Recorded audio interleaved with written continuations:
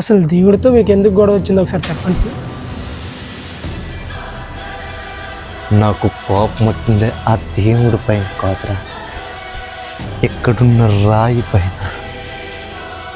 అవికృతి రూపంలో ఉన్న ఒక రాయిని తీసుకొచ్చి దానికి పసుపు కుంకుమ పెట్టి దాన్ని దేవుడు అని చెప్పగానే ఇక్కడున్న గొర్రెలందరూ పరిగెట్టుకుంటూ వెళ్ళి దానికి పాలాభిషేకం, నెయ్యాభిషేకం, అభిషేకాలని, పువ్వులని, కొబ్బరికాయలని, అంటి పండ్లని దేవుడికి కాదు అక్కడున్న రాయికి ఈ జనాలు వేలుకు వేలు, కొంతమంది అయితే లక్షలు ఖర్చు పెట్టి మరి పూజలు చేస్తారు.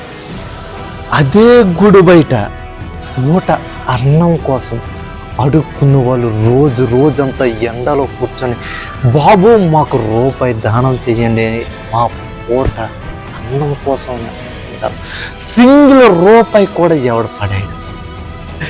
ఇదంతా ఆ గుడిలో ఉండి మీరందరూ దేవుడు అనుకుంటారు కదా, ఇదంతా ఆయన చూస్తూ ఉంటాడు, ఆయనకు అంతా తెలుసు, ఎవరి కష్టం ఏంటంటే అన్నీ తెలుసు, కానీ ఏం పట్టించుకునేటట్టు అలా ఉంటాడు. అందుకే నాకు ఆ దేవుడి పైన కోపం వచ్చింది. ఓ కులం వృత్తి, దాని గురించి నీకే బాగా తెలుసు కదరా.